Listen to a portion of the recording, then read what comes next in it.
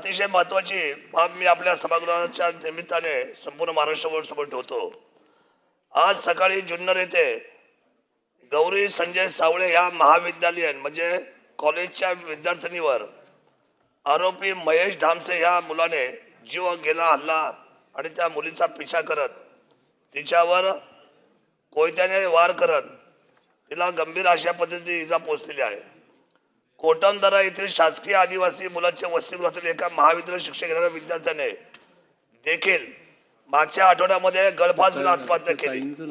अध्यक्ष महोदय, आश्रमशाळा आणि हा आमचा असलेला सह्याद्रीच्या खोऱ्यातला आमचा आदिवासी विभाग याच्यावर एक जबाबदार म्हणून घोडेगाव प्रकल्प कार्यालयाचे प्रकल्प अधिकारी प्रदीप देसाई काम करतात। त्यांच्या विरोधात वारंवार तक्रारी आल्या असून याच्यावर कारवाई होत नाही।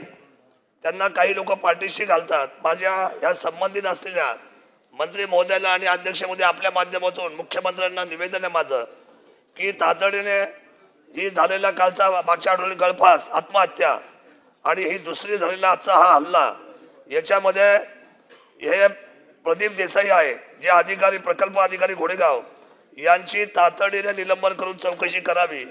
अध्यक्ष महोदय, हा गंभीर फोटो मी सभागृहाच्या समोर दाखवतो। अतिशय परिस्थिती बिकट आहे आणि ही मुलगी वाचेल की नाही वाचेल अशा परिस्थितीमध्ये तिथे फार मोठ्या पद्धतीने जवळजवळ 4-5 हजार आदिवासी मंडळी आज जमलेली आहे।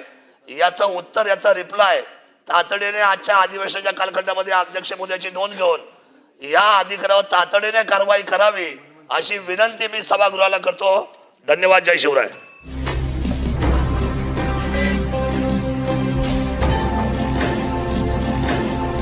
ताज्या घडामोडी आणि नवनवीन माहिती मिळवण्यासाठी समाज दर्पण या YouTube चॅनलला सबस्क्राइब करा आणि बेल आयकॉनवर क्लिक करा।